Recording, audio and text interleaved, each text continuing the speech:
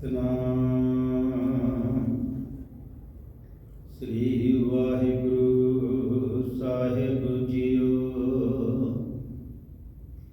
ਮੈਂ ਮੂਰਖ ਕੀ ਕੇਤਕ ਬਾਤ ਹੈ, ਕੋਟ ਪਰਾਧੀ ਤਰਿਆਰੇ।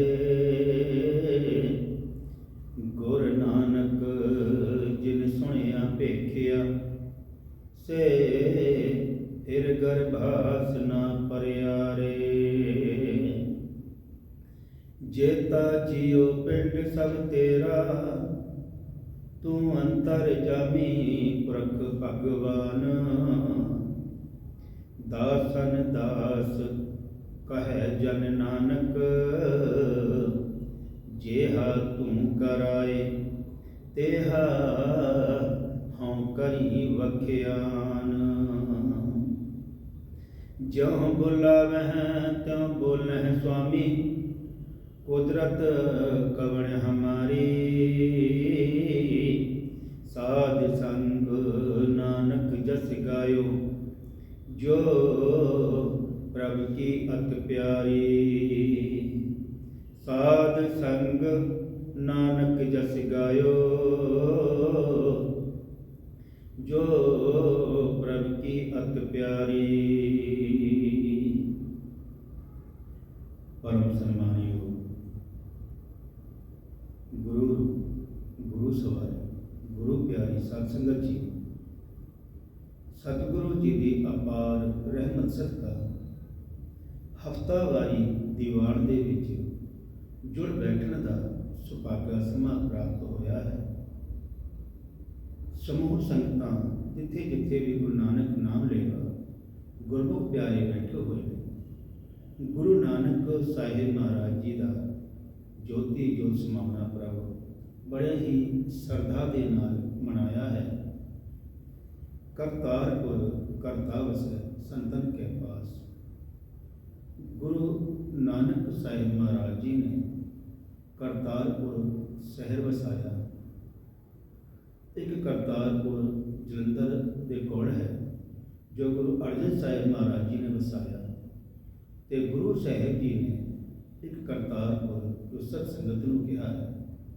ਆਓ ਸਾਧ ਸੰਗਤ ਜੀ, ਗੁਰੂ ਨਾਨਕ ਸਾਹਿਬ ਮਹਾਰਾਜ ਜੀ ਦੇ ਉਪਦੇਸ਼ ਸਿੱਖਿਆਵਾਂ ਜੀਵਨ ਤੇ ਵਿਚਾਰ ਕਰਕੇ ਗੁਰੂ ਘਰ ਦੇ ਵਿੱਚ ਹਾਜ਼ਰੀ ਲਵਾਈਏ। ਅੱਜ ਦਾ ਵਿਸ਼ਾ ਹੈ ਕਰਤਾਰਪੁਰ ਕਰਤਾ ਵਸੈ। ਸਾਧ ਸੰਗਤ ਜੀ, ਪਾਵਨ ਵਿਚਾਰਾਂ ਆਰੰਭ ਕਰਨ ਤੋਂ ਪਹਿਲਾਂ ਸਮੂਹ ਸੰਗਤ ਗੁਰੂ ਫਤਿਹ ਪ੍ਰਵਾਨ ਕਰੋ ਜੀ। ਵਾਹਿਗੁਰੂ ਜੀ ਕਾ ਖਾਲਸਾ, ਵਾਹਿਗੁਰੂ ਜੀ ਕੀ ਫਤਿਹ। ਸਾਹਿਬ ਜੀ ਦੇ ਵਚਨ ਨੇ, ਜਨਮ ਮਰਨ ਦੋਹੋਂ ਮੈਂ ਨਾਹੀ, ਜਨ ਪਰ ਉਪਕਾਰੀ ਆਏ।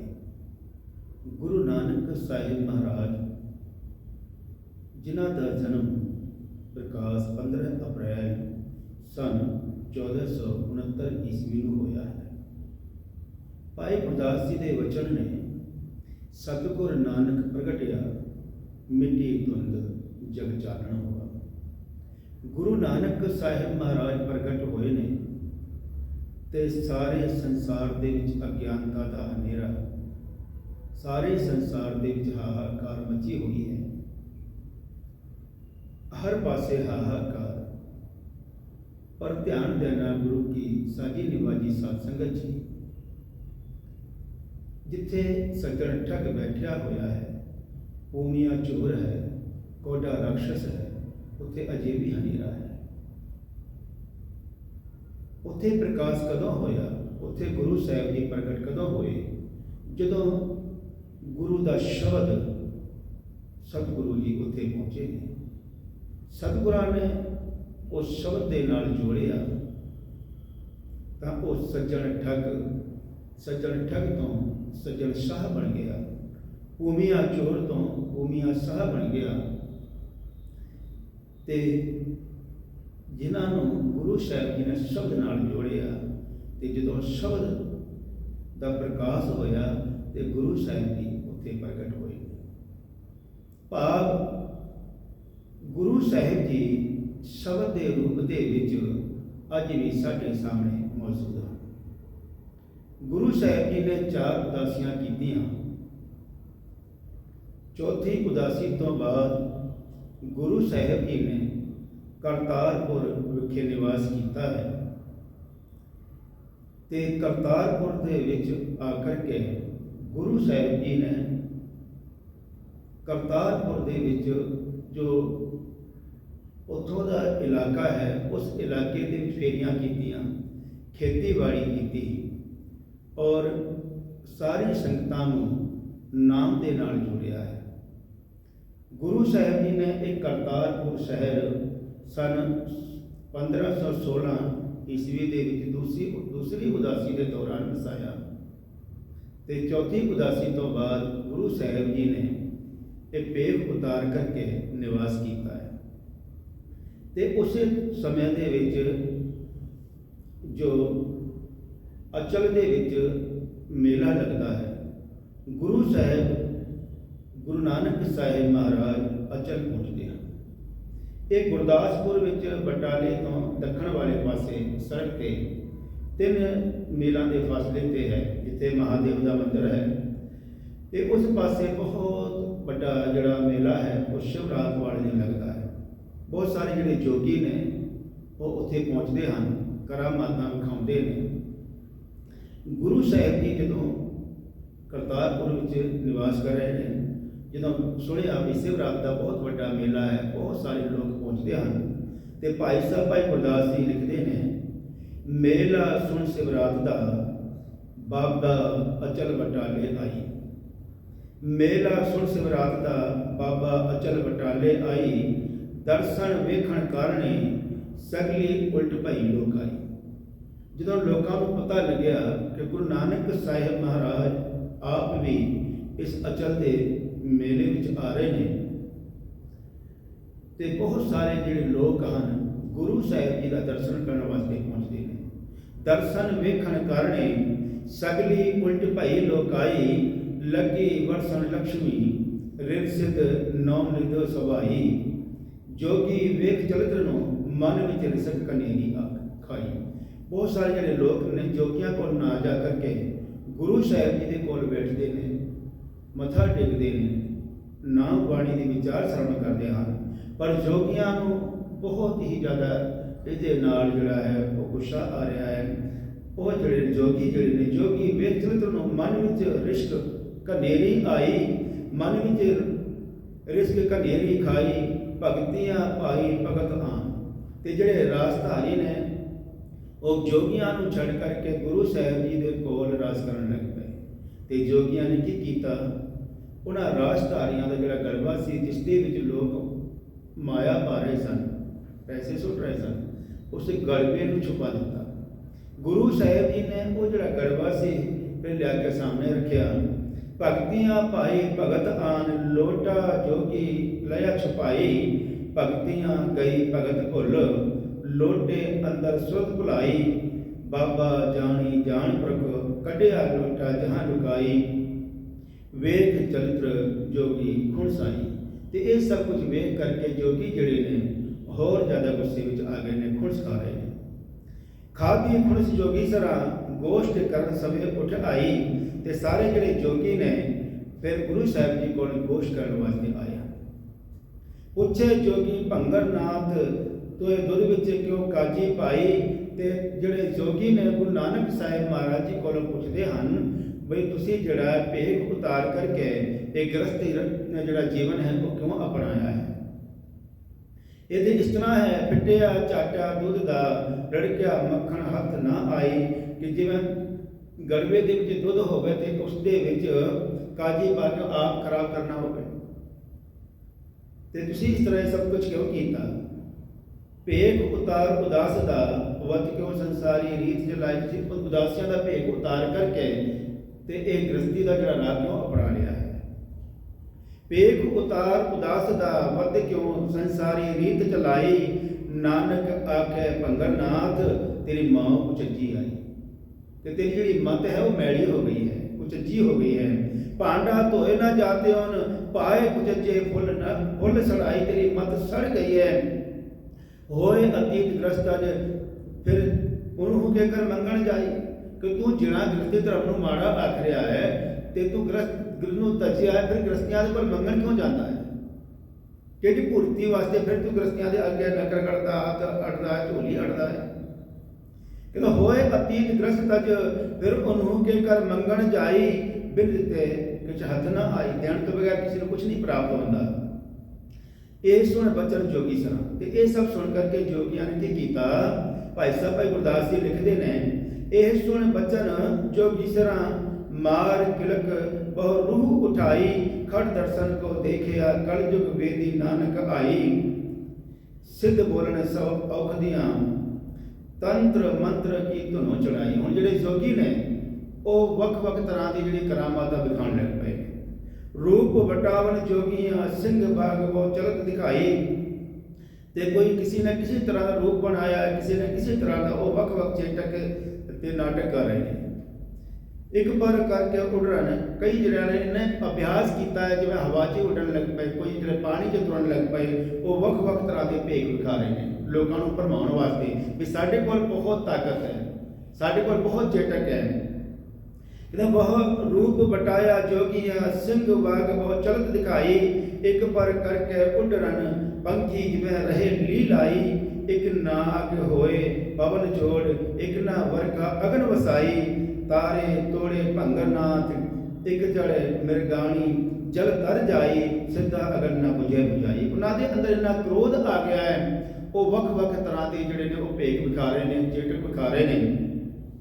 ते फिर वो जिहड़े जोगी हैं गुरु साहब कोल पुछदे ने, ये सारा भेख उन्होंने विखा लिया है। भेख विखाण तो बाद फिर गुरु नानक साहिब महाराज जी तो वो बोलते ने, सिद्ध बोले सुन नानका, कि हे नानक जी सुनो, तुहें जग नूं करामात दिखलाई, भी तुसीं जग नूं किहड़ी करामात विखाई है, असीं तुहानूं गुरु किवें मन्नीए। हालांकि सिद्ध गोष्ठ एक बार गुरु नानक साहिब महाराज तो सुमेर पर्वत ते गए ने, उस वेले भी ਜਿਹੜੀ ਹੈ ਉਹ ਸਿੱਧਾਂ ਦੇ ਨਾਲ ਗੋਸ਼ਟ ਹੋਈ। ਗੁਰੂ ਗ੍ਰੰਥ ਸਾਹਿਬ ਮਹਾਰਾਜ ਜੀ ਦੇ ਵਿੱਚ ਇਹ ਸਿੱਧ ਗੋਸ਼ਟ ਸਿੱਧਾਂ ਦੇ ਨਾਲ ਜੋ ਚਰਚਾ ਹੋਈ ਹੈ, ਉਹ ਸਿੱਧ ਗੋਸ਼ਟ ਦੇ ਸਿਰਲੇਖ ਹੇਠ ਪਾਣੀ ਦਰਜ ਹੈ, ਜਿੱਥੇ ਉਹਨਾਂ ਨੇ ਜਿਹੜਾ ਬਹੁਤ ਸਾਰੀਆਂ ਵਿਚਾਰਾਂ ਕੀਤੀਆਂ ਨੇ। ਤੇ ਉਹ ਜਿਹੜੇ ਜੋਗੀ ਆਮ ਨਹੀਂ ਸਨ, ਉਸਦੇ ਵਿੱਚ ਬਹੁਤ ਸਾਰੇ ਰਾਜੇ ਮਹਾਰਾਜੇ, ਬਹੁਤ ਸਾਰੇ ਜਿਹੜੇ ਵੱਡੀ ਉਮਰ ਵਾਲੇ ਜਿਹੜੇ ਲੋਕ ਨੇ, ਭੰਗਰਨਾਥ, ਮਛੰਦਰਨਾਥ, ਗੋਰਖਨਾਥ ਆਦਿ ਬੈਠੇ ਹੋਏ ਹਨ। 84 सिद्ध गोरखनाथ मन अंदर गणती वरताई। सुध पुछण सुन वाले अपना नाम तुम देहो बताई, तुसीं अपना नाम दसो। ते वो पुछदे ने कि कदे इत्थे जिहड़ा पहुंचना कोई आम बंदे दी गल नहीं है। कौन सुखों तो इत्थे लिया, किहड़ी शक्ति दे नाल इत्थे पहुंचिया है।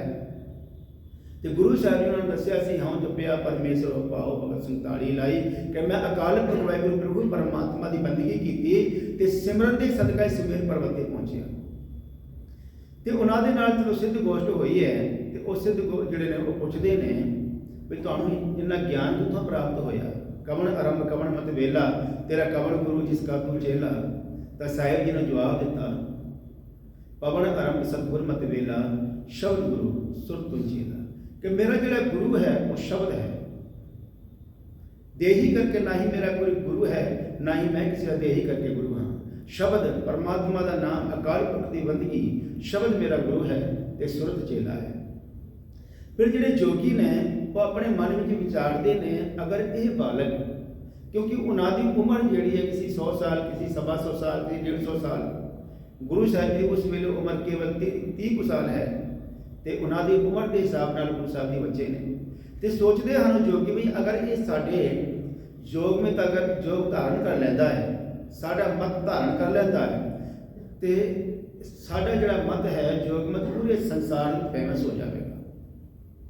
तो उन्होंने ब्योत बनाई, तो गुरु साहिब जी के सामने उस वेले भी इन्होंने करामातां विखाई।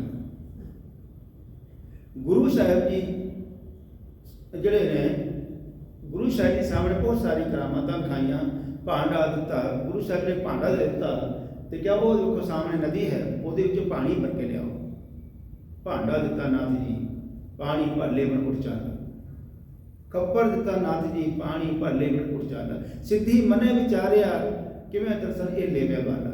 सिद्धां ने मन दे विच विचार कीती, सिद्धि मने विचारिया किवें दर्शन ए लेवे वाला ऐसा जोगी कली में भाव साढ़े मत दे विच ऐसा जोगी कली में हमरे पंथ करे उजियाला खबर दिता नाथ जी पानी भर लेवन उठ चाला बाबा आया पानी है डिठे रतन जबे हर लाला की वेख्या उस नदी दे विच बहुत सारे हीरे मोती जवाहरात ने जे अजकल का कोई महात्मा होंदा तां जाके हीरे मोती चुक के अपने घर आ जाता उन्होंने भी यही सोचा भी शायद जो ये वेख्या कि ना हीरे मोती जवाहरात चुक के अपने घर दौड़ जाएगा ਜਾਂ ਫਿਰ ਸਾਡੀ ਕਰਾਮਾਤ ਨੂੰ ਵੇਖ ਕਰਕੇ ਸਾਨੂੰ ਗੁਰੂ ਧਾਰਨ ਕਰ ਲਵੇਗਾ ਸਾਡਾ ਮਤ ਧਾਰਨ ਕਰ ਲਵੇਗਾ ਬਾਬਾ ਆਇਆ ਪਾਣੀਏ ਜਿੱਥੇ ਰਤਨ ਜਵੇਹਰ ਲਾਲਾ ਸਤਿਗੁਰ ਪੁਰਖ ਅਗਮ ਅਗਾਧ ਪੁਰਖ ਕਿਹੜਾ ਚੱਲੇ ਗੁਰੂ ਦੀ ਚਾਲ ਹੁਣ ਸਤਿਗੁਰੂ ਜਿਹੜੇ ਨੇ ਅੰਤਰਜਾਮੀ ਅਗਾਧ ਪੁਰਖ ਨੇ ਕਿਹੜੀ ਉਹਨਾਂ ਦੀ ਝਾੜ ਚੱਲ ਸਕਦਾ ਹੈ ਤੇ ਸਤਿਗੁਰੂ ਨੇ ਆ ਕੇ ਕਿਹਾ सतगुरु जी कहने लगे पानी ठोड़ नहीं उछता लेकिन उससे पानी कोई नहीं शब्द जितनी सिद्ध मंडली की तो उस अपना पंथ निराला ते इसे शब्द की शक्ति के नाल गुरु साहब जी ने उस सिद्धां दी मंडली ते जित प्राप्त की सारे संसार ते अगर गुरु साहब जित प्राप्त की ते कोई शस्त्र कोई हथियार है तो वह है गुरु का शब्द जितनी सिद्ध मंडली की तो उस अपना पंथ निराला हुण उत्थे अचल के मेले के भी बहुत सारे जोड़े लोग जोड़े जोगी ने इकट्ठे होकर के करामाता विखा रहे हैं तो गुरु नानक साहिब महाराज जी को पुछते ने सिद्ध बोले सुन नानका तो जगनू करामात दिखलाए तू जगनू किहड़ी करामात विखाई है कुछ दिखा ले असानू तू क्यों ढिल अजेही लाई तू क्यों इन्हें ढिलाई है सानू कुछ विखा असी भी कुछ वेखी तुहाडे अंदर कितनी को करामात है तो साहिब श्री गुरु नानक साहिब महाराज कहने लगे बाबा बोले नाथ जी असा वेखे जोगी वस्त ना काई कि साढ़े कोल करामात विखाण वाली कोई वस्तु नहीं है कोई चीज़ नहीं है साढ़े कोल कोई करामात नहीं गुर संगत बाणी बिना दूजी ओट नहीं है राई गुरु साहिब जी ने समझावना किया उन्होंने जोगियां नूं ते जिन्ने उत्थे लोग सन कि गुरु की संगत और बाणी तो बिना कोई होर ओट ते आसरा नहीं है गुर संगत बाणी बिना दूजी ओट नहीं है राई ते ये उन्हां जोगियां वास्ते नहीं ये साडे वास्ते भी है गुरु साहिब जी की ये सिक्ख्या ये साडे वास्ते भी है गुरु साहिब जी सानू समझाउणा कर रहे ने पवन अरब सतगुर मत वेला शब्द गुरु सुर तो चेला भाव शब्द गुरु है शब्द के द्वारा ही साडा जिहड़ा कल्याण होनी है बलिहारी पर आपने दिहाड़ी सदवार जिन मानस के देवते की करत न लागी वार जिन्होंने मनुख को देव पुरुष बना दिता देवता किनू आखदे ने कहते हैं जिहड़े देवते ने वो स्वर्गां विच रहिंदे हन किसी चीज़ का उत्थे घाटा नहीं वो वैसत विच रहिंदे ने स्वर्ग विच रहिंदे हन पर कहते उन्हां दी बाहां बहुत लंबियां हन ते आप कुछ खा नहीं सकते तो फिर वो की करते हैं चौकड़ी मार के एक दूजे के सामने बैठ जाते हैं तो एक दूजे के मूँह के फिर वो बुरकी पाते हैं भाव एक देवता दूजे देवता को खिलाता है तो इस तरह वो रच के छक लेंगे रच के खाते हैं तो इसी तरह गुरु नानक साहिब महाराज जी ने साढ़े ते कृपा की सानू देव पुरुष बनाया है अज वेखो ना संसार के भावें किसी तरह की कोई महामारी आवे कोई भी दुख होवे गुरु के जोड़े सिख ने हर तरह का लंगर लैके पहुँच जाते जिथे लंगर की कमी उत्थे लंगर छकाते हैं जिवें हुणे ऑक्सीजन की कमी सी कोरोना के दौरान तो सिंह जिहड़े ने सिलेंडर लेके पहुँच गए भाव जिहड़े गुरु के सिख ने वो उन्होंने कह सकते हैं वो देवते हैं आप तो छकते ही हैं नाल दूजियां नूं छकाउंदे नाल सतनाम श्री वाहिगुरू ये देव पुरुष गुरु साहिब ने सानूं देवता बनाया है साहिब जी सानू बाणी की लड़ लाया है संगत की लड़ लाया है तो भाई साहब भाई गुरदास जी लिखते हैं बाबा बोले नाथ जी असा वेखे जोगी वस्त ना काई गुर संगत बाणी बिना दूजी ओट नहीं है राई गुरु की संगत के बाणी तो बगैर कोई और दूसरा आसरा नहीं है शिवपुरी करता पुरख चले नाही धरत चलाई सिद्ध मंत्र सिद्ध तंत्र मंत्र कर झड़ पे शब्द गुरु के कला छपाई इस जी तिनी कला हैं ये सारे गुरु कोल ने शब्द कोल हैं अकाल पुरख वाहिगुरू के कोल ने ਦਾਤਾ ਦਾਤਾ ਇੱਕ ਹੈ ਕਿ ਜਿਹੜਾ ਦਾਤਾ ਹੈ ਅਕਾਲ ਪੁਰਖ ਵਾਹਿਗੁਰੂ ਪ੍ਰਭੂ ਪਰਮਾਤਮਾ ਉਹ ਇੱਕ ਹੈ। ਦਾਤਾ ਦਾਤਾ ਇੱਕ ਹੈ ਕੱਕੇ ਕੀਮਤ ਕਿਨੇ ਨਾ ਪਾਈ, ਕੋਈ ਉਸਦਾ ਮੁੱਲ ਨਹੀਂ ਪਾ ਸਕਿਆ। ਉਹ ਅਮੁੱਲ ਹੈ, ਅਮੁੱਲ ਗੁਣ, ਅਮੁੱਲ ਵਪਾਰ, ਅਮੁੱਲ ਵਪਾਰੀ, ਅਮੁੱਲ ਭੰਡਾਰ। ਉਹਦੇ ਭੰਡਾਰੇ ਅਮੁੱਲ ਨੇ, ਉਹਦੇ ਵਪਾਰ ਕਰਨ ਵਾਲੇ ਸਤਸੰਗੀ ਅਮੁੱਲ ਨੇ, ਉਹਦੇ ਖਜ਼ਾਨੇ ਅਮੁੱਲ ਹਨ। ਉਹ ਪਰਮਾਤਮਾ ਅਮੁੱਲ ਹੈ। ਦਾਤਾ ਦਾਤਾ ਇੱਕ ਹੈ ਕੱਕੇ ਕੀਮਤ ਕਿਨੇ ਨਾ ਪਾਈ, ਸੋ ਦੀਨ ਨਾਨਕ ਸਤਿਗੁਰ ਸਰਨਾਈ। ਕਹਿੰਦੇ ਇਸ ਕਰਕੇ ਸਾਹਿਬ ਜੀ ਕੋਸ਼ਿਸ਼ ਕਰ ਰਹੇ ਨੇ ਮੈਂ ਉਸ ਸ਼ਬਦ ਦੇ ਉਸ ਮਾਲਿਕ ਦੀ ਸਾੜੀ ਵਿੱਚ ਹਾਂ।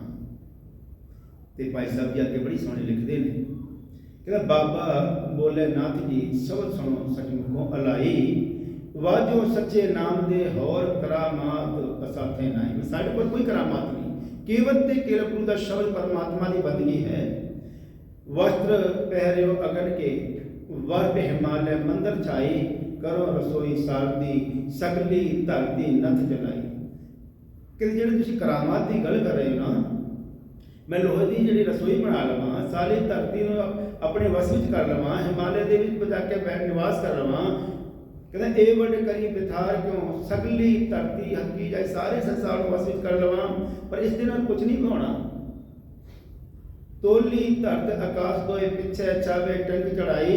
ਕਹਿੰਦੇ ਇਹ ਵੱਲ ਅੱਖਾਂ ਆਪ ਵਿੱਚ, ਇਹ ਵੱਲ ਰੱਖਾਂ ਆਪ ਵਿੱਚ, ਜਿਸ ਆਖਾਂ ਕਿਸੇ ਪਾਰ ਕਰਾਈ। ਕਹਿੰਦੇ ਇਹਨਾਂ ਵੱਲ ਵੀ ਅਗਰ ਮੇਰੇ ਕੋਲ ਹੋ ਜਾਵੇ, ਸਤਨਾਮ ਬਿਨ ਬਾਦਰ ਛਾਈ। ਪਰ ਜੇ ਪਰਮਾਤਮਾ ਦੀ ਬੰਦਗੀ ਨਹੀਂ ਤੇ ਇਸ ਤਰ੍ਹਾਂ ਸਮਝ ਲਓ ਤੁਹਾਡੇ ਜਿਹੜੇ ਜੀਵਨ ਵਿੱਚ ਹਨੇਰਾ ਹੈ, ਤੁਹਾਡੇ ਜੀਵਨ ਵਿੱਚ ਬੱਦਲ ਛਾਇਆ ਹੋਇਆ ਹਨੇਰਾ ਹੈ। ਸੋ ਭਾਵ ਇਹਨਾਂ ਕਰਾਮਾਤਾਂ ਦੇ ਨਾਲ ਕੁਝ ਨਹੀਂ ਹੋਣਾ, ਤੁਹਾਡਾ ਜੀਵਨ ਨਹੀਂ ਸਵਰਨਾ। ਸੋ ਗ੍ਰਸਤ ਧਰਮ ਦੇ ਵਿੱਚ ਰਹਿ ਕਰਕੇ ਹੀ ਆਪ ਜੀ ਨੇ ਅਕਾਲ ਪੁਰਖ ਵਾਹਿਗੁਰੂ ਪ੍ਰਭੂ ਪਰਮਾਤਮਾ ਦੀ ਬੰਦਗੀ ਕਰਨੀ ਹੈ।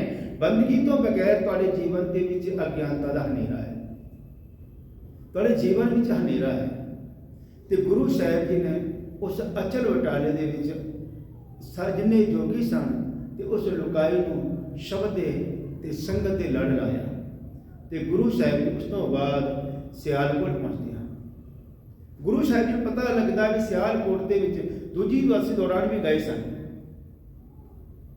ਤੇ ਗੁਰੂ ਸਾਹਿਬ ਜੀ ਨੇ ਸਿਆਲਕੋਟ ਦੇ ਵਿੱਚ ਕੀ ਵੇਖਿਆ, ਨਗਾਰੇ ਵੱਜ ਰਹੇ ਨੇ, ਪੀਰ ਹਮਜਾ ਗੋਸ ਚਲਿਆ ਕਰ ਰਿਹਾ ਹੈ, ਮੈਂ ਸਾਰੇ ਸ਼ਹਿਰ ਨੂੰ ਤਬਾਹ ਕਰ ਦੇਣਾ ਹੈ।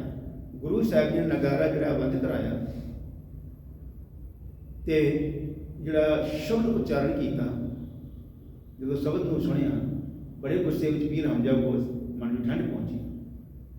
ਤੇ ਪੀਰ ਹਮਜਾ ਗੋਸ ਤੋਂ ਗੁਰੂ ਸਾਹਿਬ ਜੀ ਪੁੱਛਦੇ ਨੇ ਕੀ ਚਾਹੁੰਦਾ ਹੈ, ਕਾਹਦੇ ਵਾਸਤੇ ਚਲਿਆ ਕੱਟ ਰਿਹਾ ਹੈ। ਕਹਿਣ ਲੱਗਾ ਇਹ ਸਾਰਾ ਝੂਠਿਆਂ ਦਾ ਸ਼ਹਿਰ ਹੈ, ਇੱਥੇ ਸਾਰੇ ਹੀ ਝੂਠੇ ਲੋਕ ਵਸਦੇ ਹਨ। ਕਹਿੰਦੇ ਇੱਕ ਜਿਹੜਾ ਉੱਥੇ ਇੱਕ ਬੀਬੀ ਨੇ, ਇੱਕ ਪਰਿਵਾਰ ਨੇ, ਜੋੜੇ ਨੇ ਮੇਰੇ ਕੋਲ ਆ ਕਰਕੇ ਬੇਨਤੀ ਕੀਤੀ, ਅਰਦਾਸ ਕੀਤੀ, ਮੇਰੇ ਘਰ ਜਿਹੜਾ ਪਹਿਲਾ ਪੁੱਤਰ ਹੋਵੇਗਾ ਮੈਂ ਆਪ ਜੀ ਨੂੰ ਅਰਪਣ ਕਰ ਦਿਆਂਗੀ। ਮੇਰੇ ਘਰ 'ਚ ਕੋਈ ਸੰਤਾਨ ਨਹੀਂ ਹੈ, ਆਪ ਜੀ ਕਿਰਪਾ ਕਰੋ, ਮੈਨੂੰ ਅਸੀਸ ਦਿਓ ਤਾਂ ਕਿ ਮੇਰੇ ਘਰ ਵੀ ਕੋਈ ਪੁੱਤਰ ਹੋਵੇ। ਤੇ ਪਹਿਲਾ ਪੁੱਤਰ ਮੈਂ ਆਪ ਜੀ ਨੂੰ ਦੇਵਾਂਗੀ, ਆਪ ਜੀ ਨੂੰ ਭੇਟ ਕਰਾਂਗੀ। ਕਹਿੰਦਾ ਹੁਣ ਉਸਦੇ ਘਰ ਪੁੱਤਰ ਹੋਇਆ ਹੈ ਪਰ ਉਹ ਹੁਣ ਮੁੱਕਰ ਗਏ ਨੇ, ਇਹ ਸਾਰਾ ਝੂਠਿਆਂ ਦਾ ਸ਼ਹਿਰ ਹੈ, ਹੁਣ ਮੈਂ ਸਾਰਾ ਸ਼ਹਿਰ ਗਰਕ ਕਰ ਦਿਆਂਗਾ, ਚਲਿਆ ਕੱਟ ਰਿਹਾ ਹੈ। ਤੇ ਗੁਰੂ ਸਾਹਿਬ ਜੀ ਨੇ ਕਾਗਜ਼ ਤੇ ਲਿਖ ਦਿੱਤਾ ਵੀ ਸੱਚ ਤੇ ਝੂਠ ਨੂੰ ਖਰੀਦ ਕੇ ਲਿਆਓ। ਕਹਿੰਦੇ ਭਾਈ ਮਰਦਾਨਾ ਜੀ ਮਾਰਕੀਟ ਵਿੱਚ ਜਾਂਦੇ ਨੇ, ਵੱਖ-ਵੱਖ ਦੁਕਾਨਦਾਰਾਂ ਕੋਲ ਜਾ ਕੇ ਆਖਦੇ ਨੇ ਮੈਨੂੰ ਸੱਚ ਤੇ ਝੂਠ ਚਾਹੀਦਾ ਹੈ। ਉੱਥੇ ਹੀ ਭਾਈ ਮੂਲਾ ਜੀ ਬੈਠੇ ਹੋਏ ਨੇ। ਭਾਈ ਮੂਲਾ ਜੀ ਨੇ ਕਾਗਜ਼ ਤੇ ਲਿਖ ਦਿੱਤਾ ਮਰਨਾ ਸੱਚ ਤੇ ਜਿਉਣਾ ਝੂਠ। ਤੇ ਗੁਰੂ ਸਾਹਿਬ ਜੀ ਨੇ ਉਹ ਕਾਗਜ਼ ਜਦੋਂ ਵਿਖਾਇਆ ਫਿਰ ਹਮਜਾ ਗੋਸ ਨੂੰ, ਵੇਖੋ ਇੱਥੇ ਪਰਮਾਤਮਾ ਦੇ ਜੀਵ ਵੀ ਹਨ, ਪਰਮਾਤਮਾ ਦੀ ਬੰਦਗੀ ਕਰਨ ਵਾਲੇ ਵੀ ਨੇ, ਜਿਨ੍ਹਾਂ ਨੂੰ ਪਤਾ ਵੀ ਮਰਨਾ ਸੱਚ ਹੈ, ਇੱਕ ਦਿਨ ਅਸੀਂ ਸਾਰਿਆਂ ਨੇ ਚਲੇ ਜਾਣਾ ਹੈ। ਕਿਉਂਕਿ ਹਮ ਆਦਮੀ ਹਾਂ, ਇੱਕਦਮ ਇਹ ਮੋਹਲਤ ਮੌਤ ਨਾ ਜਾਣਾ, ਅਸੀਂ ਇੱਕਦਮ ਵਾਲੇ ਬੰਦੇ ਹਾਂ, ਇੱਕ ਦਿਨ ਅਸਾਂ ਸਾਰਿਆਂ ਨੇ ਇਸ ਸੰਸਾਰ ਤੋਂ ਚਲੇ ਜਾਣਾ ਹੈ। ਪਰ ਉਹ ਗੁਰਮੁਖ ਜਨ ਜਿਹੜੇ ਅਕਾਲ ਪੁਰਖ ਦੀ ਬੰਦਗੀ ਕਰਦੇ ਨੇ, ਸਿਫਤ ਸਲਾਹ ਕਰਦੇ ਨੇ, ਸ਼ੁਭ ਕਰਮ ਕਰਦੇ ਹਨ, ਜਨਮ ਮਰਨ ਦੋਹੋਂ ਮੈਂ ਨਾਹੀ, ਜਨ ਪਰ ਉਪਕਾਰੀ ਆਏ, ਜੀ ਦਾਨ ਦੇ ਭਗਤੀ ਲਾਇਨ ਹਰ ਸਿਉ ਲੈਣ ਮਿਲਾਏ। ਉਹ ਜਨਮ ਮਰਨ ਦੇ ਗੇੜ ਤੋਂ ਮੁਕਤ ਹੋ ਜਾਂਦੇ ਨੇ ਜਿਹੜਾ ਅਕਾਲ ਪੁਰਖ ਪ੍ਰਭੂ ਪਰਮਾਤਮਾ ਦੀ ਬੰਦਗੀ ਕਰਦੇ ਹਨ। ਤੇ ਪੀਰ ਹਮਜਾ ਗੋਸ ਜਿਹੜਾ ਹੈ ਉਹ ਗੁਰੂ ਸਾਹਿਬ ਜੀ ਦੇ ਚਰਨੀ ਢਹਿ ਪਿਆ। ਗੁਰੂ ਸਾਹਿਬ ਜੀ ਨੇ ਉਸ ਇਲਾਕੇ ਦੇ ਵਿੱਚ ਜਿਹੜਾ ਸਾਰੀ ਲੋਕਾਈ ਨੂੰ ਸ਼ਬਦ ਦੇ ਨਾਲ ਨਾਮ ਦੇ ਨਾਲ ਜੋੜਿਆ ਹੈ ਤੇ ਸਮਝਾਇਆ ਹੈ। ਸਾਸ ਸਾਸ ਸਿਮਰੋ ਗੋਬਿੰਦ ਮਨ ਅੰਤਰ ਕੀ ਉਤਰੇ। ਜਿਹਨੂੰ ਸਵਾਸ ਸਵਾਸ ਅਕਾਲ ਪੁਰਖ ਵਾਹਿਗੁਰੂ ਪ੍ਰਭੂ ਪਰਮਾਤਮਾ ਦੀ ਬੰਦਗੀ ਕਰਨੀ ਹੈ, ਜਿਸ ਦੇ ਨਾਲ ਸਾਰੀਆਂ ਚਿੰਤਾਵਾਂ ਜਿਹੜੀਆਂ ਨੇ, ਸਾਰੀਆਂ ਹੀ ਚਿੰਤਾਵਾਂ ਤੋਂ ਜੀਵ ਮੁਕਤ ਹੋ ਜਾਂਦਾ ਹੈ। ਸਵਾਸ ਸਵਾਸ ਮਾਲਿਕ ਨੂੰ ਜਪਣਾ ਹੈ ਤੇ ਸਮਝਾਇਆ ਵੀ ਇੱਕ ਦਿਨ ਤੇ ਸੰਸਾਰ ਤੇ ਚਲੇ ਜਾਣਾ ਹੈ ਅਸੀਂ ਸਾਰੇ ਹੀ, ਕਿਉਂਕਿ ਮਲਕਲ ਮੌਤ ਜਾਂ ਆਪ ਸੀਸਾ ਦਰਵਾਜ਼ੇ ਪਨ, ਉਦੋਂ ਸਾਰੇ ਦਰਵਾਜ਼ੇ ਬੰਦ ਹੋ ਜਾਂਦੇ ਨੇ। ਹਮ ਆਦਮੀ ਹਾਂ ਇੱਕਦਮ ਵਾਲੇ ਹਾਂ, ਮੌਲਕ ਮੌਤ न ਜਾਣਾ। ਸੋ ਗੁਰੂ ਸਾਹਿਬ ਗੁਰੂ ਨਾਨਕ ਸਾਹਿਬ ਮਹਾਰਾਜ ਜੀ ਨੇ ਕਰਤਾਰਪੁਰ ਵਿਖੇ ਸਾਰੀ ਲੋਕਾਈ ਨੂੰ ਇਸ ਤਰ੍ਹਾਂ ਆਲੇ ਦੁਆਲੇ ਜਿਹੜੇ ਪਿੰਡ ਨੇ ਤੇ ਉੱਥੇ ਜਾ ਕਰਕੇ ਗੁਰੂ ਸਾਹਿਬ ਜੀ ਨੇ ਆਪ ਖੇਤੀਬਾੜੀ ਕਰਦੇ ਹਨ ਤੇ ਨਾਲ ਸਾਰੇ ਲੋਕਾਂ ਨੂੰ ਨਾਮ ਨਾਲ ਜੋੜਦੇ ਨੇ। ਜਿੱਥੇ ਗੁਰੂ ਸ਼ਬਦ ਦਾ ਲੰਗਰ ਚੱਲ ਰਿਹਾ ਹੈ, ਉੱਥੇ ਆਤਮਿਕ ਤ੍ਰਿਪਤੀ ਵਾਸਤੇ ਵੀ ਲੰਗਰ ਚੱਲ ਰਿਹਾ ਹੈ। ਕਰਤਾਰਪੁਰ ਸਾਹਿਬ ਦੇ ਵਿੱਚ ਗੁਰੂ ਸਾਹਿਬ ਆਪ ਮੰਜੀ ਬੈਠ ਕੀਆ ਉਤਾਰਾ। ਗੁਰੂ ਸਾਹਿਬ ਜੀ ਨੇ ਮੰਜੀ ਤੇ ਬੈਠ ਕਰਕੇ ਜਿਹੜਾ ਭੇਖ ਸੀ ਉਦਾਸੀ ਦਾ, ਉਹ ਭੇਖ ਜਿਹੜਾ ਉਤਾਰ ਦਿੱਤਾ ਹੈ ਤੇ ਸਾਰੇ ਲੋਕਾਂ ਨੂੰ ਕਿਰਤ ਦੇ ਨਾਲ ਜੋੜਿਆ ਹੈ। ਕਿਉਂਕਿ ਗੁਰੂ ਨਾਨਕ ਸਾਹਿਬ ਮਹਾਰਾਜ ਜਿੱਥੇ ਵੀ ਗਏ ਇੱਕੋ ਹੀ ਉਪਦੇਸ਼ ਕੀਤਾ, ਨਾਮ ਜਪੋ ਕਿਰਤ ਕਰੋ ਤੇ ਵੰਡ ਕੇ ਛਕੋ। ਤੇ ਗੁਰੂ ਸਾਹਿਬ ਜੀ ਦੀ ਜਿਹੜੀ ਸੋਭਾ ਨੂੰ ਸੁਣ ਕਰਕੇ ਬਹੁਤ ਸਾਰੇ ਦੂਰੋਂ ਨੇੜਿਓਂ ਜਿਹੜੀ ਸੰਗਤਾਂ ਨੇ ਉਹ ਪਹੁੰਚਦੀਆਂ ਹਨ, ਗੁਰੂ ਦੇ ਦਰ ਤੇ ਆ ਕਰਕੇ ਨਤਮਸਤਕ ਹੁੰਦੀਆਂ ਨੇ, ਗੁਰੂ ਦੇ ਕੋਲ ਸ਼ਬਦ ਦੀ ਦਾਤ ਪ੍ਰਾਪਤ ਕਰਕੇ ਆਪਣਾ ਜੀਵਨ ਸਫਲਾ ਕਰਦੀਆਂ ਹਨ। ਸਨ 1532 ਦੇ ਵਿੱਚ ਭਾਈ ਸਾਹਿਬ ਭਾਈ ਲਹਿਣਾ ਜੀ, ਜੋ ਹਰ ਸਾਲ ਦੇਵੀਆਂ ਦੇ ਦਰਸ਼ਨ ਵਾਸਤੇ ਜਾਂਦੇ ਨੇ, ਤੇ 1532 ਦੇ ਵਿੱਚ ਜਦੋਂ ਗੁਰੂ ਸਾਹਿਬ ਦੀ ਸੋਭਾ ਸੁਣ ਕਰਕੇ ਕਰਤਾਰਪੁਰ ਗੁਰੂ ਸਾਹਿਬ ਦੇ ਦਰਸ਼ਨਾਂ ਵਾਸਤੇ ਆਏ ਤਾਂ ਗੁਰੂ ਸਾਹਿਬ ਦੇ ਹੀ ਰਹਿ ਕੇ ਹੋ ਗਏ, ਗੁਰੂ ਸਾਹਿਬ ਦੇ ਹੋ ਕੇ ਰਹਿ ਗਏ। ਤੇ ਗੁਰੂ ਸਾਹਿਬ ਜੀ ਦੇ ਦਰ ਤੇ ਆ ਕਰਕੇ ਇੰਨੀ ਅਨੰਦ ਸੇਵਾ ਕੀਤੀ, ਇੰਨੀ ਮਹਾਨ ਸੇਵਾ ਕੀਤੀ ਕਿ ਗੁਰੂ ਸਾਹਿਬ ਜੀ ਨੇ ਉਹਨਾਂ ਦੀ ਸੇਵਾ ਤੇ ਸਿਮਰਨ ਦੇ ਸਦਕਾ ਅੰਗ ਤੋਂ ਲਗਾ ਕਰਕੇ ਅੰਗਦ ਬਣਾ ਦਿੱਤਾ। ਭਾਈ ਸਾਹਿਬ ਭਾਈ ਸੰਤੋਖ ਸਿੰਘ ਚੂੜਾਮਣੀ ਲਿਖਦੇ ਨੇ, ਵਿੱਚ ਕਰਤਾਰਪੁਰੇ ਜਗਰਾਈ ਗੁਰੂ ਅੰਗਦ ਕੋ ਦੀਨ ਵਡਾਈ, ਆਪ ਕੀਨ ਸਚਖੰਡ ਪਿਆਨਾ, ਜੋਤ ਰੂਪ ਵਿਵਤਨ ਪਲਟਾਨਾ, ਜਿਉ ਅਧਪਤ ਇੱਕ ਪੋਸਿਸ ਤਜ ਕੇ ਬੈਠੇ ਸਭਾ ਦੁਤੀਏ ਤਨ ਸਜ ਕੇ, ਤਿਉ ਖਡੂਰ ਮੈਂ ਆਨ ਬਿਰਾਜੇ, ਤਿਨ ਸਿਮਰਨ ਕਲ ਕਲਮਲ ਪਾਜੇ। ਵਿੱਚ ਕਰਤਾਰਪੁਰੇ ਜਗਰਾਈ, ਜਗਤ ਦੇ ਰਾਜੇ ਗੁਰੂ ਨਾਨਕ ਸਾਹਿਬ ਮਹਾਰਾਜ ਜੀ ਨੇ ਕਰਤਾਰਪੁਰ ਦੇ ਵਿੱਚ ਗੁਰੂ ਅੰਗਦ ਸਾਹਿਬ ਮਹਾਰਾਜ ਜੀ ਨੂੰ ਅੰਗ ਦੇ ਨਾਲ ਲਾ ਕਰਕੇ ਅੰਗਦ ਬਣਾ ਦਿੱਤਾ। ਵਿੱਚ ਕਰਤਾਰਪੁਰੇ ਜਗਰਾਈ ਗੁਰੂ ਅੰਗਦ ਕੋ ਦੀਨ ਵਡਾਈ, ਆਪ ਕੀਨ ਸਚਖੰਡ ਪਿਆਨਾ। ਆਪ ਜਿਹੜੇ ਨੇ ਸਨ 1539 ਦੇ ਵਿੱਚ ਜੋਤੀ ਜੋਤ ਸਮਾ ਗਏ। ਆਪ ਕੀਨ ਸਚਖੰਡ ਭਿਆਨਾ, ਜੋਤ ਰੂਪ ਬਿਵਤਨ ਪਲਟਾਨਾ, ਤੇ ਜਿਹੜਾ ਆਪਣਾ ਸਰੂਪ ਹੈ ਗੁਰੂ ਅੰਗਦ ਸਾਹਿਬ ਮਹਾਰਾਜ ਜੀ ਵਿੱਚ ਟਿਕਾ ਦਿੱਤਾ। ਔਰ ਇਹ ਇਤਿਹਾਸ ਦੇ ਵਿੱਚ ਪਹਿਲੀ ਵਾਰ ਹੋਇਆ ਹੈ, ਕਿਉਂਕਿ ਅੱਜ ਤੱਕ ਜਿੰਨੇ ਗੁਰੂ ਨੇ ਉਹ ਗੁਰੂ ਰਹੇ ਹਨ ਤੇ ਚੇਲੇ ਚੇਲੇ ਰਹੇ ਨੇ। ਇਹ ਪਹਿਲੀ ਵਾਰ ਹੋਇਆ ਹੈ ਕਿ ਇੱਕ ਗੁਰੂ ਨੇ ਆਪਣੇ ਸਿੱਖ ਨੂੰ ਮੱਥਾ ਟੇਕਿਆ ਹੈ। ਗੁਰੂ ਨਾਨਕ ਸਾਹਿਬ ਮਹਾਰਾਜ ਜੀ ਨੇ ਕਰਤਾਰਪੁਰ ਸਾਹਿਬ ਦੇ ਵਿੱਚ ਬਾਣੀ ਜਿਹੜੀ ਉਚਾਰਨ ਕੀਤੀ ਉਹਨੂੰ ਤਰਤੀਬ ਦਿੱਤੀ ਹੈ, ਔਰ ਜਿੰਨੇ ਭਗਤਾਂ ਦੀ ਬਾਣੀ ਇਕੱਠੀ ਕੀਤੀ ਸੀ ਉਸ ਨੂੰ ਤਰਤੀਬ ਦਿੱਤੀ। ਤੇ ਇਹ ਬਾਣੀ ਦਾ ਸਾਰਾ ਖਜ਼ਾਨਾ ਗੁਰੂ ਅੰਗਦ ਸਾਹਿਬ ਮਹਾਰਾਜ ਜੀ ਨੂੰ ਬਖਸ਼ਿਸ਼ ਕੀਤਾ ਹੈ। ਔਰ ਉੱਥੇ ਪ੍ਰਚਾਰਕ ਕੇਂਦਰ ਬਣਾਇਆ ਕਰਤਾਰਪੁਰ ਸਾਹਿਬ ਦੇ ਵਿੱਚ, ਜਿੱਥੇ ਜਿੱਥੇ ਪ੍ਰਭਾਤ ਗੁਰੂ ਸਾਹਿਬ ਜੀ ਗਏ ਨੇ ਪ੍ਰਚਾਰ ਦੌਰੇ ਤੇ, ਉਹ ਸਾਰਾ ਜਿਹੜਾ ਹੈ ਉਹ ਨਕਸ਼ਾ ਬਣਾਇਆ ਹੈ। ਕਿਉਂਕਿ ਇਤਿਹਾਸ ਗਵਾਹ ਹੈ ਵੀ ਜਿੱਥੇ ਜਿੱਥੇ ਗੁਰੂ ਨਾਨਕ ਸਾਹਿਬ ਮਹਾਰਾਜ ਗਏ ਨੇ ਉਹਨਾਂ ਥਾਵਾਂ ਤੇ ਗੁਰੂ ਤੇਗ ਬਹਾਦਰ ਸਾਹਿਬ ਜੀ, ਗੁਰੂ ਹਰਗੋਬਿੰਦ ਸਾਹਿਬ ਮਹਾਰਾਜ, ਗੁਰੂ ਤੇਗ ਬਹਾਦਰ ਸਾਹਿਬ ਜੀ ਵੀ ਪਹੁੰਚੇ ਹਨ। ਗੁਰੂ ਨਾਨਕ ਸਾਹਿਬ ਮਹਾਰਾਜ ਚੀਨ, ਤਿੱਬਤ, ਬਿਹਾਰ, ਬੰਗਾਲ, ਉੜੀਸਾ ਤੇ ਇਹ ਜਿਹੜਾ ਸਾਰਾ ਜਿਹੜਾ ਹੈ ਇਤਿਹਾਸ ਗੁਰੂ ਸਾਹਿਬ ਜੀ ਦਾ, ਜਿੱਥੇ ਜਿੱਥੇ ਗੁਰੂ ਸਾਹਿਬ ਜੀ ਗਏ ਤੇ ਜਿਹੜੇ ਰਾਗਾਂ 19 ਰਾਗਾਂ ਦੇ ਵਿੱਚ ਗੁਰੂ ਸਾਹਿਬ ਨੇ ਪਾਵਨ ਬਾਣੀ ਉਚਾਰਨ ਕੀਤੀ, ਉਸ ਨੂੰ ਵਿਉਂਤਬੰਦੀ ਕੀਤੀ, ਉਹਨੂੰ ਤਰਤੀਬ ਦਿੱਤੀ। ਤੇ ਗੁਰੂ ਸਾਹਿਬ ਜੀ ਨੇ ਆਪਣੀ ਬਾਣੀ ਦੇ ਨਾਲ ਭਗਤਾਂ ਦੀ ਬਾਣੀ, ਇਹ ਸਾਰਾ ਖਜ਼ਾਨਾ ਗੁਰੂ ਅੰਗਦ ਸਾਹਿਬ ਮਹਾਰਾਜ ਜੀ ਨੂੰ ਬਖਸ਼ਿਸ਼ ਕੀਤਾ ਹੈ। ਤੇ ਗੁਰੂ ਅੰਗਦ ਸਾਹਿਬ ਜੀ ਮਹਾਰਾਜ ਜੀ ਨੂੰ ਗੁਰਿਆਈ ਬਖਸ਼ਿਸ਼ ਕੀਤੀ। आप कीन सचखंड बयाना, जोत रूप विवतर पलटाना, ज्यों अदपत एक कोशिश तक के। जिमें एक बादशाह अपनी पोशाक उतार करके दूसरी पोशाक धारण करता है, कहते इसी तरह गुरु नानक साहिब महाराज ने अपना जो शरीर रूपी जोड़ा है वो बदलिया है, तो जोत जी है वो गुरु अंगद साहिब महाराज ने टिका दी। ज्यों अदपत, अदपत आखते ने बादशाह, ज्यों अदपत एक पोशिश तज कै, बैठे सभा तुतिया तन सज कै, त्यों खडूर में आन बिराजे, तिन सिमरन कल करमल पाजे। तो उन्होंने सिमरन के नाल गुरु अंगद साहिब महाराज जी ने आकर के फिर खडूर साहब निवास किया है, जिन्होंने सिमरन के नाल कलयुग के जीवां के जड़े ने वो पाप दूर होए।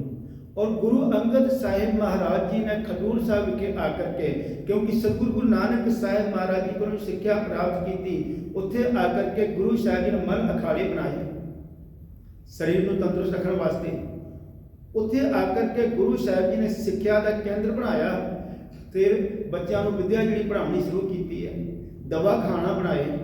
अज असी वेखते हाँ गुरु घर के केवल एक पासे ध्यान नहीं। गुरु नानक साहिब महाराज जी को सिक्ख्या प्राप्त करके गुरु अंगद साहिब महाराज ने मल अखाड़े कायम किए, क्योंकि जो इतिहास गवाह है जो शेरशाह सूरी को मार खा के हुमायूं आया है, गुरु साहब जी सरकार में जो उठे नहीं हुए, जो खड़े नहीं हुए, नहीं उठे ने, तो उस किरपाल खिंच ली।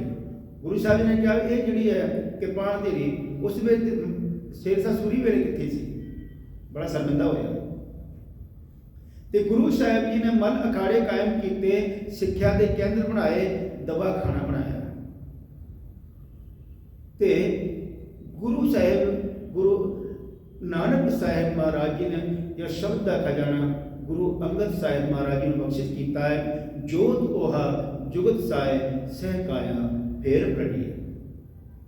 सहकाया फेर प्रटिय, केवल शरीर बदलिया है, जोत गुरु अंगद साहिब महाराज जी विच है। तो अज भी साढ़े सामने गुरु साहिब जी हाजिर नाजर ने, क्योंकि जो गुरु साहिब गुरु नानक साहिब महाराज पहुँचते हैं भूमिया चोर को, जो आरंभ के बेनती की या सज्जन ठग को गुरु का जो शब्द सुनिया है, तो उदों उन्होंने जो हनेरा वो दूर होया है। तो साढ़े जीवन में भी जो अज्ञानता का हनेरा किवें दूर हो सकता है, साडा जीवन भी किवें सफल हो सकता है, क्योंकि गुरु साहिब ने सानू शब्द नाल जोड़िया है। अज भी जो असी गुरु के शब्द को सुनांगे, तो गुरु के शब्द के द्वारा साडा जीवन जो सफल हो सकता है। गुरु साहिब जी ने बचन किए ने कि जिवें असी वेखते हैं संसार के विच एक मकान है, अगर वो कंक्रीट बजरी सीमेंट तो बनया है और उसके कोई डिफेक्ट आता है, तो केवल कंक्रीट बजरी सीमेंट नाल ही उसको ठीक किया जा सकता है। जे कोई मकान गारे मिट्टी नाल उसारिया गया है, उस कोई डिफेक्ट आता है, कोई खराबी आती है, तो गारे मिट्टी नाल ही उसको ठीक किया जा सकता है। तो इस मनुख की जी उत्पत्ति है, उत्पत्त पर लो शब्द हो गए, शब्द के नाल उत्पत्ति हो रही है। इसनों हर थाओ ना ही शब्द लग सवारी।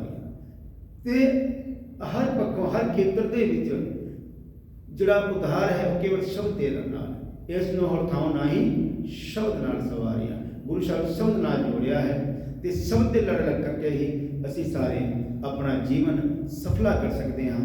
तो गुरु नानक साहिब महाराज जी ने अपने जोड़े आखिरला समा सी वो करतारपुर शहर जो वसाया, उत्थे निवास किया है।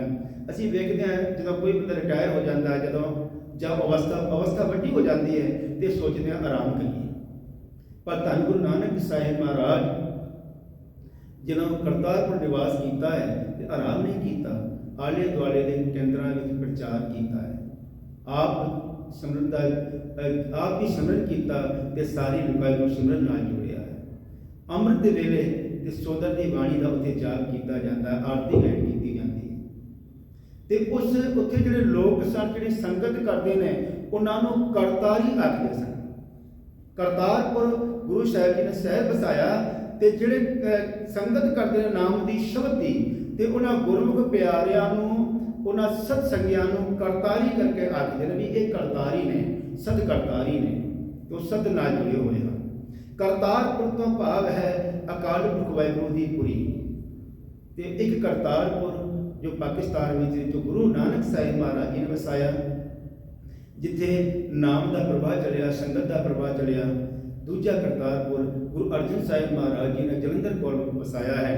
ਤੇ ਇਹ ਕਰਤਾਰਪੁਰ ਦਾ ਜ਼ਿਕਰ ਗੁਰਬਾਣੀ ਦੇ ਵਿੱਚ ਕਰਤਾਰਪੁਰ ਕਰਤਾਵਸ ਹੈ, ਸੰਤਨ ਕੈ ਪਾਸ। ਇਹ ਕਰਤਾਰਪੁਰ ਕਿੱਥੇ ਹੈ?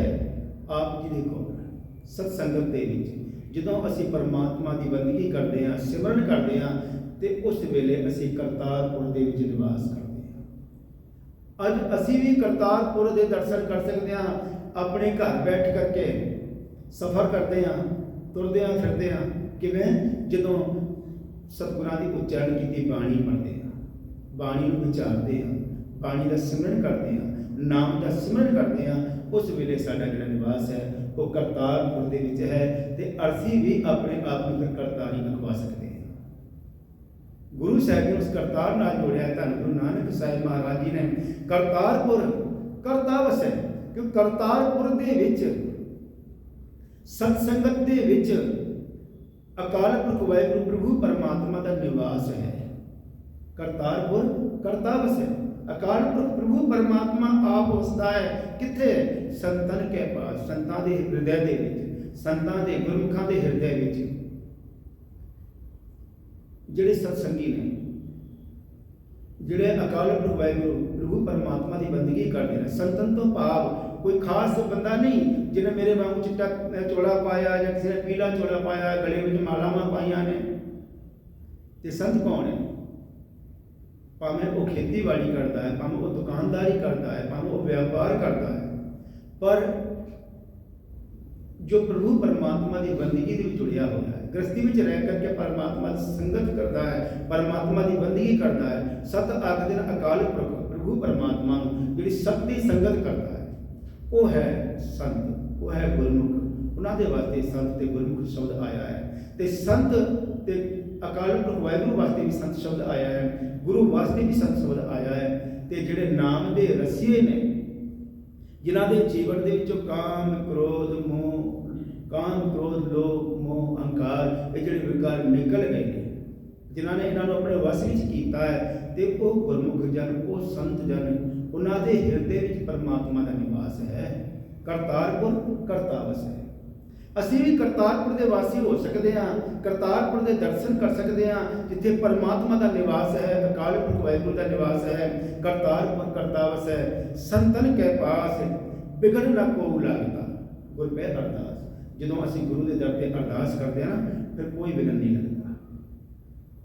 ਲੋਕ ਸੁਖੀਏ ਔਰ ਲੋਕ ਸੁਹੇਲੇ ਹੋ ਜਾਂਦੇ ਨੇ। ਸਾਡਾ ਇਸ ਸੰਸਾਰ ਵਿੱਚ ਆਉਣਾ ਸਫਲ ਹੋ ਜਾਂਦਾ ਹੈ। ਸੋ ਗੁਰੂ ਸਾਹਿਬ ਜੀ ਸਮਝਾਉਣਾ ਕਰਨ ਗੁਰੂ ਨਾਨਕ ਸਾਹਿਬ ਮਹਾਰਾਜ, ਜੇਕਰ ਤੂੰ ਇਸ ਭਵ ਸਾਗਰ ਤੋਂ ਤਰਨਾ ਚਾਹੁੰਦਾ ਹੈ ਨਾ, ਤਾਂ ਧਿਆਨ ਰੱਖ, ਜੇ ਕੋ ਤਾਰੂ ਪਾਣ ਤਾਹੂ ਪੁੱਛ ਤਿੜਨ ਕਰ, ਤਾਹੂ ਖਰੇ ਸੁਜਾਨ ਵੰਝਾਂ ਐਨੀ ਕਪੜੀ, ਝੜ ਚੱਖੜ ਉਹ ਲਹਿਰੀ ਬਹਿਣ ਲਖੇ ਸਗੀ, ਸਤਿਗੁਰ ਸਿਉ ਆ ਲਾਏ ਬੇੜੇ ਡੁੱਬਣ ਨਾਹੀਂ ਪਾਉ।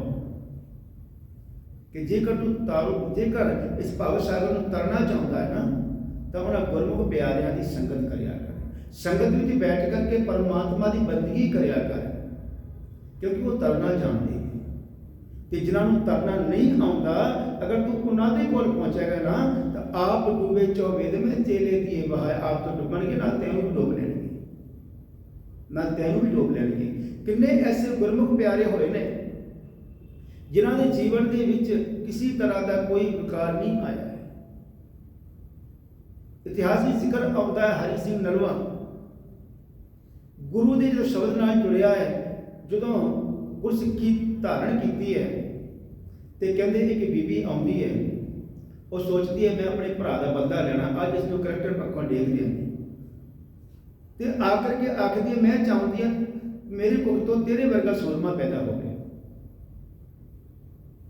ਔਰ ਇੱਥੇ ਹੀ ਬਸ ਨਹੀਂ, ਉਹ ਇੱਥੇ ਤੱਕ ਆਖ ਦਿੰਦੀ ਹੈ ਵੀ ਮੈਨੂੰ ਇੰਝ ਲੱਗਦਾ ਹੈ ਤੂੰ ਪੁਰਸ਼ ਹੀ ਨਹੀਂ। ਜਦੋਂ ਉਸਦਾ ਕੋਈ ਵਸ ਨਹੀਂ ਚੱਲਦਾ, ਤੇ ਉਹ ਆਖਿਰ ਵਿੱਚ ਆਖਦੀ ਹੈ ਵੀ ਤੂੰ ਵੀ ਝੂਠਾ, ਤੇਰਾ ਗੁਰੂ ਵੀ ਝੂਠਾ। ਐਵੇਂ ਸੁਣਿਆ ਸੀ ਵੀ ਗੁਰੂ ਦੇ ਦਰ ਤੇ ਜਾਓ, ਗੁਰੂ ਦੇ ਸਿੱਖ ਦੇ ਦਰ ਤੇ ਜਾਓ, ਤੇ ਕਦੇ ਖਾਲੀ ਹੱਥ ਨਹੀਂ ਮੁੜਦੇ। ਮੈਂ ਤੇਰੇ ਦਰ ਤੇ ਆਈਆਂ ਝੋਲੀ ਅੜ ਰਹੀਆਂ, ਕਿ ਮੈਂ ਆਪਣੀ ਕੁੱਖ ਤੋਂ ਤੇਰੇ ਵਰਗਾ ਸੂਰਮਾ ਚਾਹੁੰਦੀ ਹਾਂ। ਤੇ ਭਾਈ ਸਾਹਿਬ ਭਾਈ ਹਰੀ ਸਿੰਘ ਨਲਵਾ ਜੀ ਉਸ ਬੀਬੀ ਦੀ ਗੋਦ ਵਿੱਚ ਬੈਠ ਜਾਂਦੇ ਨੇ ਤੇ ਆਖਦੇ ਨੇ, ਮਾਂ ਤੂੰ ਇਹੀ ਚਾਹੁੰਦੀ ਨਾ ਵੀ ਤੇਰੇ ਕੁੱਖ ਤੋਂ ਮੇਰੇ ਵਰਗਾ ਸੂਰਮਾ ਪੈਦਾ ਹੋਵੇ, ਜਾ ਦੁਨੀਆ ਦੇ ਲੋਕਾਂ ਨੂੰ ਦੱਸ ਦੇ ਵੀ ਹਰੀ ਸਿੰਘ ਨਲਵਾ ਤੇਰਾ ਪੁੱਤਰ ਹੈ। ਉਸ ਮਾਂ ਦੇ ਅੱਖਾਂ ਵਿੱਚ ਅੰਜੂ ਆ ਗਏ। ਕਹਿਣ ਲੱਗੀ, ਮੈਂ ਆਈ ਤਾਂ ਤੈਨੂੰ ਡੇਗੜ ਸਾਂ, ਪਰ ਤੂੰ ਮੈਨੂੰ ਇੰਨਾ ਉੱਚਾ ਚੁੱਕ ਦਿੱਤਾ ਹੈ, ਅੱਜ ਮੈਂ ਹਿੱਕ ਤਾਣ ਕੇ ਕਹਿ ਸਕਦੀ ਹਾਂ ਕਿ ਹਰੀ ਸਿੰਘ ਨਲਵਾ ਮੇਰਾ ਪੁੱਤਰ ਹੈ। ਆਈ ਤਾਂ ਤੈਨੂੰ ਡੇਗੜ ਸਾਂ, ਪਰ ਤੂੰ ਮੈਨੂੰ ਇੰਨਾ ਮਾਣ ਬਖਸ਼ਿਸ਼ ਕੀਤਾ ਹੈ, ਇੰਨਾ ਉੱਚਾ ਚੁੱਕ ਦਿੱਤਾ ਹੈ, ਅੱਜ ਮੈਂ ਹਿੱਕ ਤਾਣ ਕੇ ਕਹਿ ਸਕਦੀ ਹਾਂ ਕਿ ਹਰੀ ਸਿੰਘ ਨਲਵਾ ਮੇਰਾ ਪੁੱਤਰ ਹੈ। ਇਹੋ ਜਿਹੇ ਗੁਰਮੁਖ ਪਿਆਰੇ ਸੂਰਮੇ ਗੁਰੂ ਦੇ ਸਿਧਾਂਤ ਨੇ ਪੈਦਾ ਕੀਤੇ, ਜਿਨ੍ਹਾਂ ਨੇ ਸਤਿਗੁਰਾਂ ਦੀ ਬਾਣੀ ਨੂੰ ਜਪਿਆ। ਉਹ ਕਰਤਾਰਪੁਰ ਦੇ ਵਾਸੀ ਫਿਰ ਉਹ ਡਿੱਗਦੇ ਨਹੀਂ, ਡੋਲਦੇ ਨਹੀਂ, ਉਹਨਾਂ ਦੀ ਸੰਗਤ ਕਰਕੇ ਹੋਰਨਾਂ ਦਾ ਉਧਾਰ ਹੋ ਜਾਂਦਾ ਹੈ। ਸੋ ਸਾਹਿਬ ਜੀ ਬਖਸ਼ਿਸ਼ ਕਰ ਰਹੇ ਨੇ, ਉਹਨਾਂ ਗੁਰਮੁਖ ਪਿਆਰਿਆਂ ਦੀ ਸੰਗਤ ਕਰਿਆ ਕਰ, ਜਿਹੜਾ ਸਿਮਰਨ ਕਰਦੇ ਨੇ। ਜੇ ਕੋ ਤਾਰੂ ਪਾਣ ਤਾਹੂ ਪੁੱਛ ਧੜਨ ਗੱਲ, ਤਾਹੂ ਖਰੇ ਸੁਜਾਨ ਵੰਝਾਂ ਐਨੀ ਕੱਪੜੀ ਝੜ ਚੱਕੜ ਪੋਹਾੜ। ਜਿਵੇਂ ਸੰਸਾਰ ਦੇ ਵਿੱਚ ਬਹੁਤ ਸਾਰੇ ਆਪਾਂ ਵੇਖਦੇ ਨਾ, ਸਮੁੰਦਰ ਵਿੱਚ ਲਹਿਰਾਂ ਉੱਠਦੀਆਂ ਨੇ, ਚੱਕਰ ਆਉਂਦੇ ਨੇ, ਤੇ ਇਸ ਤਰ੍ਹਾਂ ਸਾਡੇ ਜੀਵਨ ਵਿੱਚ ਵੀ ਵਿਕਾਰਾਂ ਦੀ ਲਹਿਰ ਨੇ, ਪਰ ਉਹ ਵਿਕਾਰਾਂ ਦੀ ਲਹਿਰ ਕੁਝ ਨਹੀਂ ਕਰ ਸਕਦੀ। ਝੜ ਚੱਕੜ ਪੋਹਾੜ ਬਹਿਰੀ ਲਹਿਰ ਮਖੇ ਲਖੇ ਸ੍ਰੀ ਸਤਿਗੁਰ ਸਿਉ ਆਲਾਏ ਬੇੜੇ ਡੁੱਬਣ ਨਹੀਂ ਪਓ। ਜਦੋਂ ਗੁਰੂ ਦੇ ਦਰ ਤੇ ਆ ਕਰਕੇ ਤੂੰ ਅਰਦਾਸ ਕਰੇਗਾ ਨਾ, ਫਿਰ ਬੇੜੇ ਡੁੱਬਣ ਦਾ ਕੋਈ ਡਰ ਨਹੀਂ, ਕੋਈ ਭਾਵ ਨਹੀਂ ਰਹੇਗਾ, ਤੇ ਤੂੰ ਜਿਹੜਾ ਹੈ ਸੱਚਮੁੱਚ ਇਸ ਭਾਵ ਸਾਗਰ ਤੋਂ ਤਰ ਜਾਵੇਗਾ। ਤੇ ਇਹ ਉਦੋਂ ਹੀ ਤਰਿਆ ਜਾ ਸਕਦਾ ਹੈ ਜਦੋਂ ਤੂੰ ਕਰਤਾਰਪੁਰ ਵਿੱਚ ਨਿਵਾਸ ਕਰੇਗਾ। ਤੇ ਇਹ ਕਰਤਾਰਪੁਰ ਵਿੱਚ ਅਸੀਂ ਕਿਵੇਂ ਨਿਵਾਸ ਕਰ ਸਕਦੇ ਹਾਂ? ਗੁਰੂ ਦੇ ਸ਼ਬਦ ਨਾਲ ਜੁੜ ਕਰਕੇ। ਤੇ ਸਾਡੇ ਆਉਣ ਦਾ ਜੋ ਸਾਡਾ ਜੀਵਨ ਹੈ ਉਹ ਸਫਲ ਹੋ ਜਾਵੇਗਾ, ਜੋ ਸਾਡੇ ਆਉਣ ਦਾ ਸੰਸਾਰ ਦਾ ਮਕਸਦ ਹੈ ਉਹ ਪੂਰਾ ਹੋ ਜਾਵੇਗਾ। ਸਾਹਿਬ ਜੀ ਬਖਸ਼ਿਸ਼ ਕਰ ਰਹੇ ਨੇ, ਕਰਤਾਰਪੁਰ ਕਰਤਾ ਵਸੈ ਸੰਤਨ ਕੇ ਪਾਸ, ਬਿਗਨ ਨਾ ਕੋ ਲਾਗਤਾ ਗੁਰ ਪੈ ਅਰਦਾਸ। ਤੇ ਇਹ ਸ਼ਬਦ ਪੰਜਵੇਂ ਪਾਤਸ਼ਾਹ ਗੁਰੂ ਅਰਜਨ ਸਾਹਿਬ ਮਹਾਰਾਜ ਦਾ ਉਚਾਰਨ ਕੀਤਾ। ਗੁਰੂ ਗ੍ਰੰਥ ਸਾਹਿਬ ਮਹਾਰਾਜ ਦੇ ਅੰਗ 816 ਦੇ ਸੁਭਾਇਮਾਨ ਹੈ। ਸੋ ਅਸੀਂ ਸਾਰੇ ਇਹ ਪ੍ਰਣ ਕਰੀਏ ਕਿ ਅਸੀਂ ਵੀ ਕਰਤਾਰਪੁਰ ਦੇ ਵਾਸੀ ਬਣੀਏ। ਗੁਰੂ ਦੀ ਸੰਗਤ ਵਿੱਚ ਜੁੜ ਕਰਕੇ ਗੁਰੂ ਦੇ ਸ਼ਬਦ ਨਾਲ ਜੁੜ ਕਰਕੇ ਅਸੀਂ ਸਾਰੇ ਆਪਣੇ ਜੀਵਨ ਨੂੰ ਸਫਲਾ ਕਰੀਏ। ਗੁਰੂ ਸਾਹਿਬ ਜੀ ਦੇ ਪਾਵਨ ਬਚਨ, ਜਿਨੀ ਨਾਮ ਧਿਆਇਆ ਗਏ ਮਸਕਤ ਕਾਲ, ਨਾਨਕ ਤੇ ਮੁਖ ਉਚਰੇ ਕੀਤੀ ਛੁੱਟੀ ਨਾਲ, ਜਨਮ ਮਰਨ ਤੋਂ ਹੂੰ ਮੈਂ ਨਾਹੀ, ਜਲ ਪਰ ਕਹਾਣੀ ਆਏ। ਸੋ ਗੁਰੂ ਸਾਹਿਬ ਗੁਰੂ ਨਾਨਕ ਸਾਹਿਬ ਮਹਾਰਾਜ ਸ਼ਬਦ ਰੂਪ ਦੇ ਵਿੱਚ ਅੱਜ ਵੀ ਸਾਡੇ ਕੋਲ ਨੇ। ਗੁਰੂ ਦੀ ਬਾਣੀ ਨਾਲ ਜੁੜ ਕਰਕੇ ਅੱਜ ਅਸੀਂ ਵੀ ਕਰਤਾਰਪੁਰ ਵਿੱਚ ਨਿਵਾਸ ਕਰ ਸਕਦੇ ਹਾਂ। ਸੋ ਸਾਹਿਬ ਦੀ ਰਹਿਮਤ ਕਰਨ, ਸਾਨੂੰ ਸਾਰਿਆਂ ਨੂੰ ਸੋਝੀ ਬਖਸ਼ਣ, ਨਾਮ ਦੀ ਦਾਤ ਬਖਸ਼ਣ, ਗੁਰਸਿੱਖੀ ਜੀਵਨ ਬਖਸ਼ਣ, ਤਾਂ ਕਿ ਅਸੀਂ ਸਾਰੇ ਸਤਿਗੁਰਾਂ ਦੀ ਬਾਣੀ ਨੂੰ ਪੜ੍ਹ ਕੇ, ਸੁਣ ਕੇ, ਵਿਚਾਰ ਕੇ ਆਪਣੇ ਜੀਵਨ ਨੂੰ ਸਫਲਾ ਕਰ ਸਕੀਏ। ਇੱਥੇ ਹੀ ਦੀਵਾਨ ਦੀ ਸਮਾਪਤੀ। ਭੁੱਲਾਂ ਚੁੱਕਾਂ ਦੀ ਖਿਮਾ ਫਤਿਹ ਨਾਲ ਸਾਂਝ ਪਾਓ ਜੀ। ਵਾਹਿਗੁਰੂ ਜੀ ਕਾ ਖਾਲਸਾ, ਵਾਹਿਗੁਰੂ ਜੀ ਕੀ ਫਤਿਹ।